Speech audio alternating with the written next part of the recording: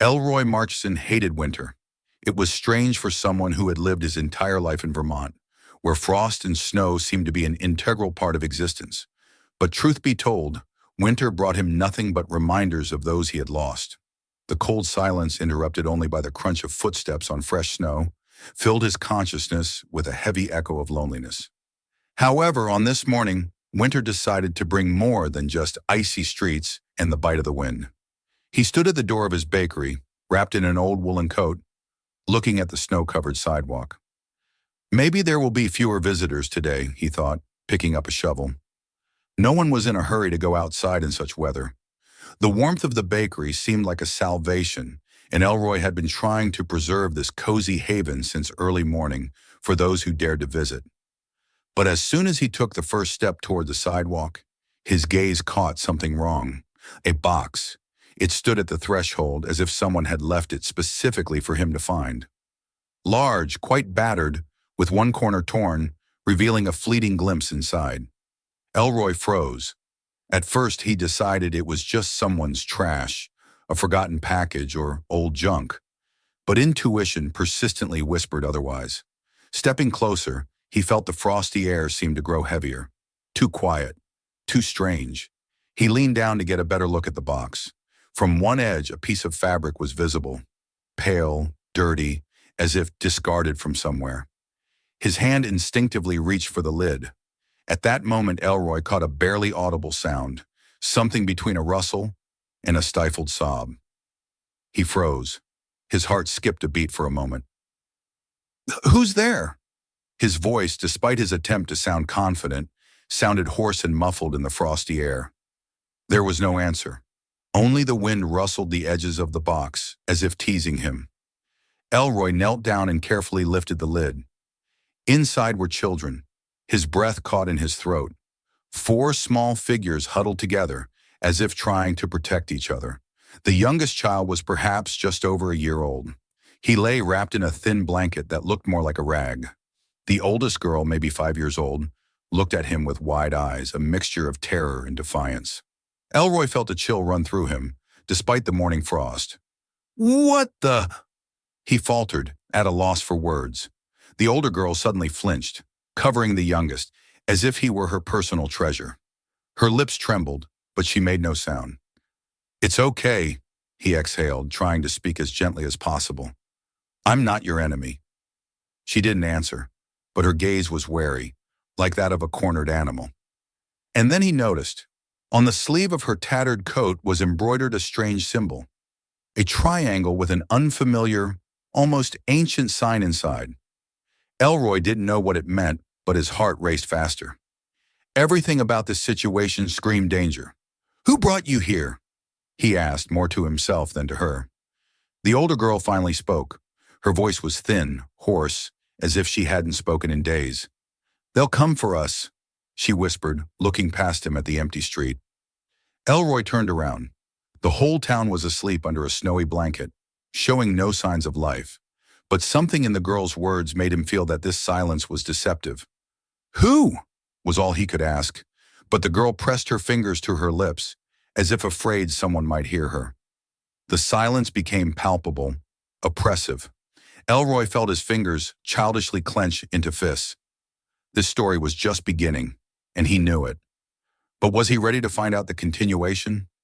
Elroy Marchson found himself on his knees in the middle of his own doorway, protecting 4 shivering children as if it were the last line of defense. The cold air no longer registered. He was flooded with anxiety, thick and sticky like raw dough on his palms. The older girl, Ellie, sat motionless, her gaze fixed on the street as if at any moment those "they" could appear from around the corner. "We can't stay here," Elroy muttered to himself, more to hear some semblance of confidence in his own voice. "Don't go," Ellie said sharply. Her words sounded like a command, surprisingly loud for a little girl. Elroy froze. Her gaze, those were not the eyes of a child. In them were pain, weariness, and an experience that should not exist at such an age. "Can you explain what's going on? Who are they?" he asked, trying to speak calmly. Ellie pursed her lips into a thin line and shook her head. "If you go out, they'll see you." Her voice trembled, but her gaze remained firm. Elroy took a deep breath. This morning was turning into something much bigger than he could have imagined. He gathered the children in his arms, one by one, carefully so as not to frighten them. The youngest baby was barely breathing, his tiny fingers, peeking out from under the torn blanket, blue from the cold. Two other boys, about 2 and 4 years old, clung to each other, though they looked nothing alike. "We'll go inside, warm up and talk," he said, but the phrase sounded as if he was trying to convince himself more than them. Ellie silently nodded, but even this movement seemed strained, like a string. Inside the bakery, it was warm. The air smelled of cinnamon, vanilla, and fresh bread, but the children didn't notice. They sat at a wooden table in the corner, wrapped in blankets that Elroy had taken from the storeroom. The youngest finally stopped shivering, his breathing becoming even. Elroy placed cups of warm milk in front of them, but no one touched them. Even the oldest of the boys, who looked at the pastries as if they were something distant and unattainable, did not reach out. "Are you hungry?" Elroy asked. Ellie, sitting closest, just shook her head. "We can't eat." Her words sounded strange, almost forbidden. "Why?" He sat down across from them, not knowing how to approach these children without scaring them. "They said we shouldn't take food from strangers," she whispered, but her gaze came alive. "If we do, they'll find us."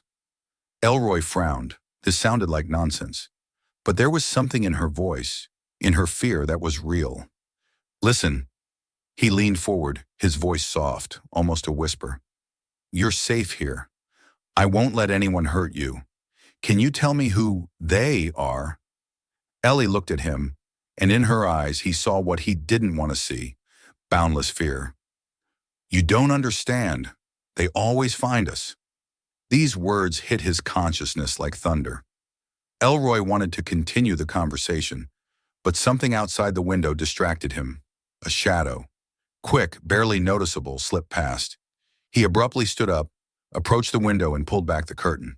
The street was empty. Snow continued to fall, blanketing the city in a white cover. But Elroy couldn't shake the feeling that he was being watched.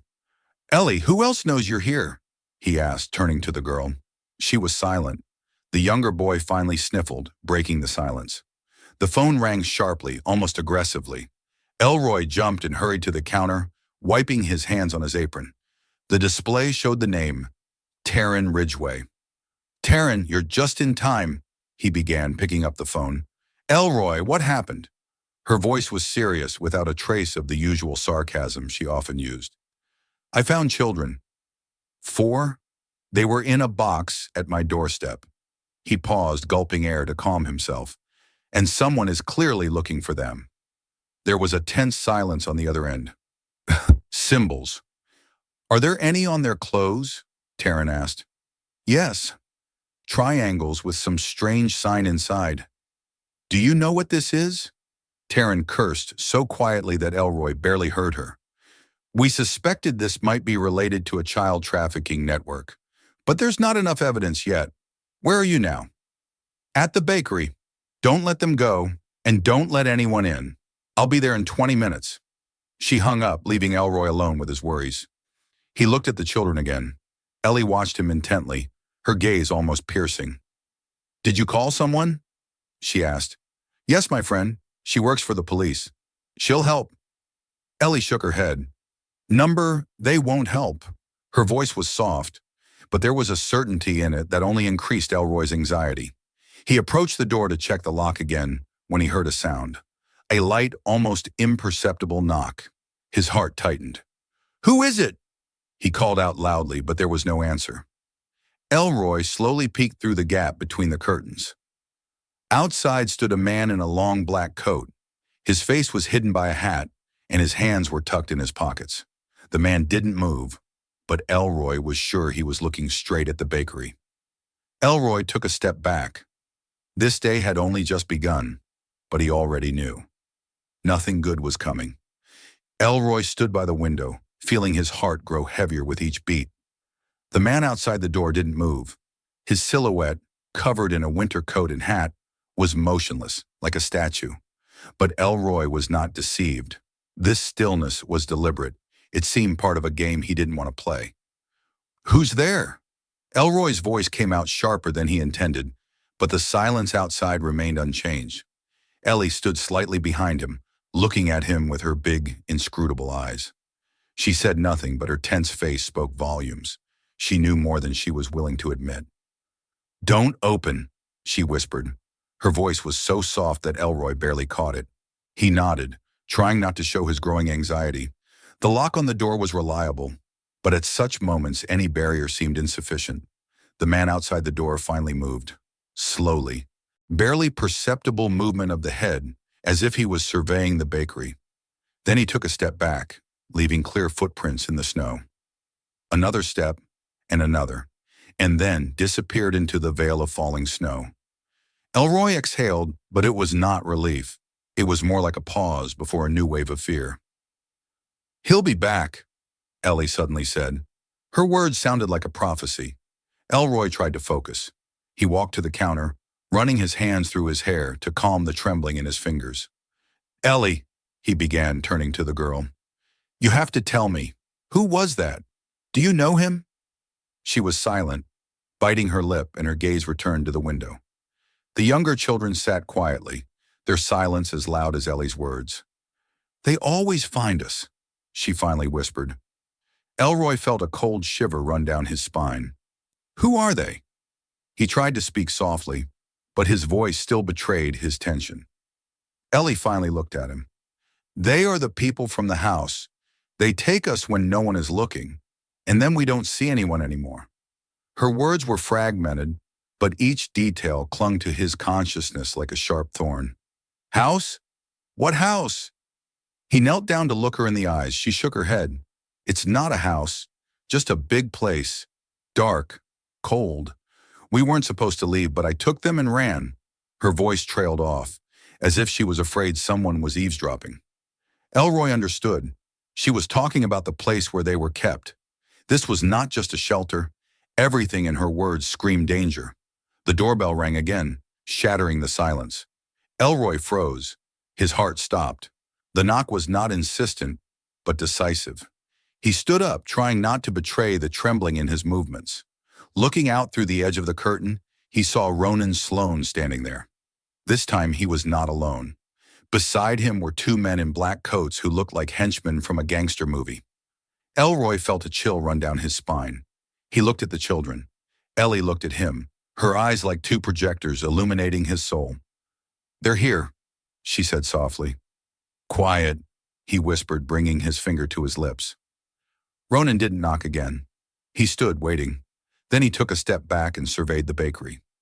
Elroy noticed how his eyes lingered on the second-floor window where the children were. "I know you're in there, Mr. Marchison." Ronan's voice was low and smooth, like ice on a lake. "You made a mistake letting them in." Elroy felt a surge of anger. He took a step toward the door. "Go away," he said loudly. "You're not welcome here." Ronan laughed. His laughter was light, but there was a hidden threat in it. "You have children who belong to me," he said. "Do you want them to suffer?" "They don't belong to you," Elroy replied. His voice trembled, but he tried to speak firmly. Ronan nodded to his men, and one of them stepped closer to the door. "You see, Mr. Marchison," Ronan continued, "I respect persistence. But you need to understand that in this game, I win." He took a step back, then another. "You have until morning to hand them over to me. Otherwise, I'll take them myself." When they left, Elroy stood by the door for a long time, unable to move.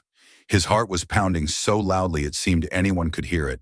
He turned around and saw Ellie approaching him. "They'll come," she said softly. "I know," he replied, "but I won't let them take you." He looked at the clock. Time was running out. There were only a few hours left until morning, and he understood. This would be the longest night of his life. The night in the bakery was as silent as a desert, and this silence seemed ominous. Elroy sat by the window on the first floor, not taking his eyes off the street. In the distance, rare lanterns illuminated the snowdrifts. Everything looked peaceful, but Elroy knew it was just an illusion. They would come. Upstairs in the small room, the children slept peacefully on mattresses that Elroy had pulled out of the storeroom. Ellie didn't leave the younger ones. Her eyes, usually so tense, were now closed, but even in her sleep, her arms tightly embraced the youngest brother, as if she felt he could disappear at any moment. Elroy quietly went upstairs to check on the children. He stopped in the doorway, watching them. Ellie looked so fragile and yet so strong. Her face, illuminated by the soft light of a lantern, reminded him of a portrait in a frame. Sad, but full of hidden history. "Sleep, Ellie," he whispered, though he knew she couldn't hear him. He went back downstairs and took his place by the window. In the corner of the room stood the pistol that Taryn had left. Elroy still couldn't get used to the thought that he might have to use it. The clock struck 3 in the morning when he noticed movement on the street. 2 silhouettes slowly walked down the sidewalk. One of them was clearly Ronan.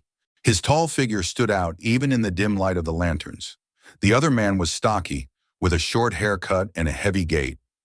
Behind them, a little further away, followed a third, a thin man in a long coat who looked as if he was preparing for an attack. Elroy slowly stood up, his heart pounding. He knew they would come, but knowing and being ready, these were two different things. "Ellie!" he called out, not raising his voice but loud enough for her to hear. A few seconds later, the girl appeared on the stairs. Her face was alert, her gaze immediately fixed on the door. "Are they here?" she asked in a whisper. Elroy nodded. "Take your brothers and sister. Lock yourselves in the room upstairs. Don't come out until I say so." Ellie looked at him with an expression he couldn't read. It was not fear, but rather something like sadness. "You can't stop them," she said. "I have to try," he replied. "Go." She nodded and ran back upstairs. Elroy heard the lock click on the room door, and a wave of relief washed over him, but not for long. Ronan stopped in front of the bakery door. He didn't knock. Instead, his voice cut through the night like a knife. "Mr. Marchison, I know you're in there. Time's up." Elroy didn't respond. His hand tightened on the pistol. He felt sweat trickling down his forehead, despite the cold. "Do you think you can stop me?" Ronan continued. His voice was calm, almost friendly. "You don't understand who you're dealing with. This is not your fight." Elroy took a step toward the door and pulled back the curtain. Ronan stood right in front of him, his face illuminated by the lantern. He looked relaxed, even confident. His 2 henchmen stood slightly behind him, their hands hidden in their pockets. But Elroy was sure they were armed. "Go away," Elroy said firmly. "These children are not yours." Ronan chuckled, shaking his head. "Everything in this world that matters is power, Mr. Marchison. These children are mine because I can prove it. Do you really want to get involved in this struggle?" "They are not things to be possessed," Elroy snapped. His voice was loud, firm, even though inside he felt confused. Ronan waved his hand to his men. One of them stepped forward, but at that moment the sharp sound of a siren pierced the air. Ronan froze, his face changing. Instead of a relaxed expression, there was a mask of irritation. "You called the police," he said. It was not a question. "Of course," Elroy replied. "You won't get what you came for." Ronan looked at his men, then at Elroy. "This is just the beginning," he said, then abruptly turned and headed back into the shadow of the street. Seconds later, the bakery door burst open and Taryn entered, followed by several armed officers. Her face was focused, her gaze quickly scanning the room. "Where are they?" she asked. "They left, but they'll be back," Elroy replied. Taryn approached him and placed her hand on his shoulder. "We'll catch them. We already have a lead. The team has surrounded the warehouse by the river. We'll arrest them all." Meanwhile, at the warehouse by the river, what Taryn called the net closure was happening. Police in full gear surrounded the dark building. Inside, Ronan and his men were preparing to flee, not suspecting that their time was up. "They're approaching," one of Ronan's henchmen whispered. "No one knows where we are," Ronan snapped, but his confidence was beginning to crumble. The light of projectors hit the windows, and a second later the warehouse doors burst open with a crash. Police rushed in. "Ronan Sloan, you're under arrest," Taryn shouted, standing in the doorway with her weapon drawn. Ronan tried to resist, but he was subdued in seconds. In the warehouse, they found more than a dozen children. All of them were terrified, but now they were safe. When Taryn returned to the bakery, Her face was a mix of exhaustion and relief. "We did it, Elroy," she said, entering the room. He turned to her, tired but with hope in his eyes. "The children are safe?" "Yes, thanks to you and Ellie," she replied. Elroy felt his tension finally ease. He went upstairs to tell the children they were safe. Ellie met him with a questioning gaze. "It's over, Ellie," he said, sitting down next to her. "You're free?" And for the first time during all this, she smiled. The next morning, as soon as the dawn tinted the sky with golden hues, the bakery was once again filled with silence. But this was a different silence, warm and comforting, as if the world had finally decided to take a break after days of chaos. Ellie stood by the window on the second floor, watching the snow melt on the roofs. Her face was calm, but her eyes were thoughtful. Elroy went upstairs to her, carrying a tray with hot chocolate and fresh buns. "The morning starts better if you meet it with something sweet," he said, setting the tray on the table. Ellie turned to him and tried to smile, but instead, her face became serious again. "What happens next?" she asked, looking straight into his eyes. Elroy knelt down to be at her level. "Now you and your brothers are safe.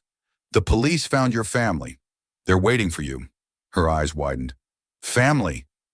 She said the word as if tasting it for the first time. "Yes," he nodded. "You have an aunt who has been looking for you for many years. She lives in another state but is ready to take you home." Ellie froze, pondering what she had heard. "And you?" she finally asked. "Will you be there?" Elroy felt his heart tighten. "You can always call me if you need anything, and maybe one day you'll come here, and I'll treat you to a pie." Ellie relaxed a bit, but her eyes were still full of uncertainty. "And if they find us again?" she whispered. "They won't," Elroy gently replied. "Ronan and his men are arrested. Taryn said they can't harm you or the other children anymore." Her face finally softened a bit. She nodded and sat down at the table to take the cup of hot chocolate. Later that day, a car pulled up in front of the bakery. Taryn and an older woman with a tired but kind face got out. It was Marion Hartley, Ellie's aunt. When the woman entered the bakery, her eyes immediately filled with tears. "Ellie," she said, as if afraid she was seeing a dream. Ellie stood in the corner of the room, clenching her fists. Her brothers hid behind her back, not understanding what was happening. "Is that you?" Marion continued, taking a cautious step forward. Ellie finally nodded, but she didn't move from her spot. Her gaze darted between the woman and Elroy. "You can come, dear," Elroy said, gently nudging her forward. "This is your aunt." Ellie took a few steps and then ran to the woman, hugging her with such force that they both almost fell. Marion held the girl tightly, whispering words that only the two of them understood. Elroy felt a lump in his throat. He looked away to give them some privacy. A few hours later, when the children and Marion were already in the car, ready to set off for their new home, Ellie approached Elroy. Her brothers were already asleep, curled up on the back seat. "Mr. Elroy," she said, handing him a small bundle. "What is this?" he asked, taking the gift. "This was a gift from Mom. She said it was our talisman. Now it's yours." Elroy unwrapped the bundle and saw a small wooden medallion carved in the shape of the sun. On the back were scratched the words, "The light will always find you." He felt his eyes fill with tears, but he quickly wiped them away. "Thank you, Ellie. I'll take care of this." She nodded and then suddenly hugged him. "Thank you for everything." When the car disappeared around the corner, Elroy stood at the door of his bakery, clutching the medallion. The snow continued to fall, but now this cold world seemed a little warmer. A few weeks later, Taryn came to the bakery with a letter. "This is from Ellie," she said, handing him the envelope. Elroy carefully opened it and began to read. The handwriting was childish, uneven, but every word was sincere. "Dear Mr. Elroy, we now live with our aunt. It's beautiful here, but I miss your bakery and your hot chocolate. Thank you for saving us. We will never forget you. With love, Ellie." Elroy smiled, folded the letter, and put it in the box behind the counter. He looked out the window at the people entering the bakery and felt that his life now had a new meaning. The bakery was once again filled with the aromas of cinnamon and fresh bread. But now it was not just a place where pastries were sold. It was a refuge, a place where good triumphed over evil, and the light truly found its way to dispel the darkness.